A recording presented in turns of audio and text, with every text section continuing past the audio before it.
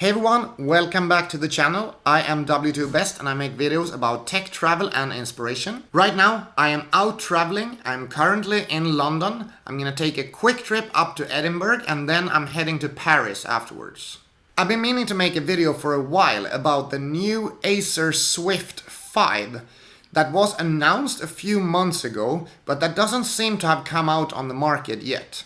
I think Acer Swift 5 is a really interesting device for several reasons. Already the old model of Acer Swift 5, that was a 14-inch model with the 8th generation Intel processor that weighed in under 1 kilo, was a very interesting device. But then when the 15-inch Acer Swift 5 was released, still weighing in under 1 kilo, also adding a touchscreen and USB-C, full HDMI port, also a barrel charger so you could charge either with USB-C or with a barrel charger, and 2 full USB ports. That's just an amazing package in under 1 kilo.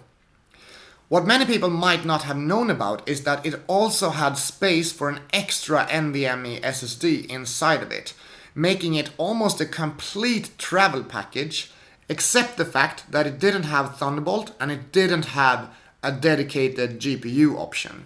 There was only the Intel 620 graphics in it.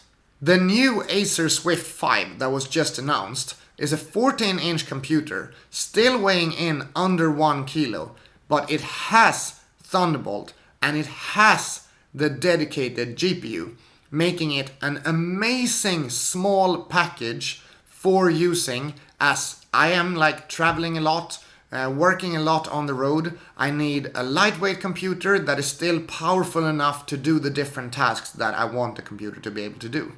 Let's have a quick look at the specifications of the Acer Swift 5 and then you'll be able to see why I think this is an amazing computer worth considering.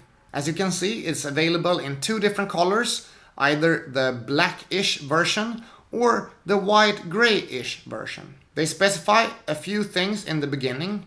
Designed to be carried around for work and entertainment, the Swift 5 is the lightest 14-inch clamshell notebook that weighs just 990 grams, but has a powerful Nvidia graphics card. It also has the latest Intel Core CPU and is only 14.95mm thin. As you can see here, it states that it has the 10th generation Core i7. It has GeForce MX250. We don't know which version of MX250 it has yet. I assume it's gonna be the bit weaker one that draws less power, because after all it's a super lightweight machine. It's not gonna be able to pack a more powerful MX250. It also has Wi-Fi 6, which is an amazing thing as well, which gonna give you awesome download speeds in this machine. Coming down to read a bit more about the chassis, it says that it's gonna be made out of magnesium alloy and magnesium lithium, and it's gonna make it 990 grams. If you haven't carried a computer that is less than 1 kilogram, it's quite an amazing thing.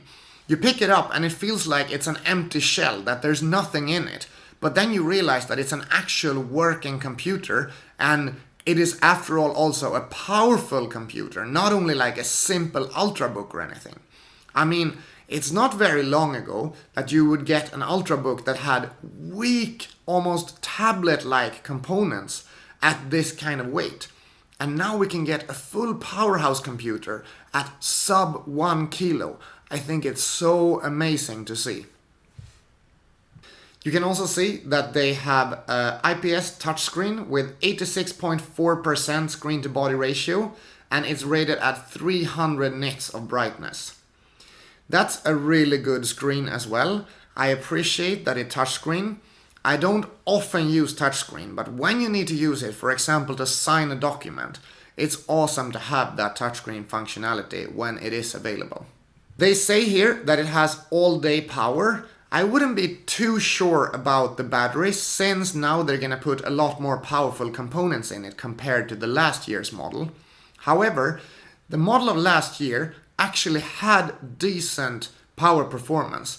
The battery would last for like 6-7 hours in that computer. Now we are upping the specs quite a bit, so we'll see how the battery lasts in this model. When scrolling down a little bit more and they state 12.5 hours of battery life, maybe that is something we should take with a pinch of salt. I'm not sure I've seen any computer that can run 12.5 hours, and even if it can, it's under extreme circumstances when you're using it as lightly as it's possible to use a computer. So I wouldn't trust the 12.5 hours very much. Here we come to what I think is the most interesting part about this computer. Most computers from Acer, when they have a great form factor, a nice screen, a nice connectivity, they always lack Thunderbolt 3. You see the USB-C port and you go like, yes, finally there is an Acer computer with Thunderbolt 3. And then you read the specification and you realize, bummer, no Thunderbolt 3. In this case, there is Thunderbolt 3. It was stated at the release that it has it. It's stated here on the presentation page that it has it. And man, this is amazing. This means you can connect this computer to an external docking solution, to an external GPU, or just do super fast transfers of data, or connect it to two 4K screens at 60 Hz. This is going to be an amazing value computer. Coming down to the storage part, I think the really awesome thing about last generation, that it had 2 slots for storage, is removed in this year's iteration. I think they are moving to just 1 SSD in this one, but you can of course upgrade it to run a 2 TB SSD, but the option of running like 2 TB SSDs are gonna be gone in this model. Unfortunately, but I guess that's what you have to do when you get more powerful components and still a really small and lightweight chassis. When we move over to the available models on Acer's website, we see that there's still only the 8th generation processor Acer Swift 5s that are available. So the 10th generation hasn't come out at all. I'm not sure when it's actually meant to come out. I think in the releases they said that this is gonna be on the market in October. Now we are in October and I still haven't seen it in any single website online. But I'm super keen to see what price this comes out at and what the other specifications are that are not completely disclosed yet. For example, how big is the battery and how long is actually the battery life? Are there 2 slots for SSDs or is it just 1 slot in it? And I think this could be one of the most interesting computers of 2019 or 2020 if that's when it comes out. I hope you enjoyed this little specification walkthrough of the Acer Swift 5. If you want more of these kind of videos, I have a few other models that are coming out on the market that I'm interested in walking through why they are really interesting devices. This is also the perfect kind of video to make while I'm out on the road, since I don't have access to regular studio space and I need to find some new types of videos that are fun to make.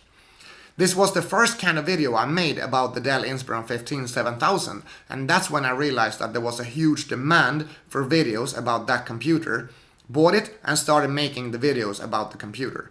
And thanks everyone for following all that content that I have been putting out lately. If you want more of my stuff, please make sure to subscribe to the channel and I will see you in the next video. Have a really nice day. Bye bye.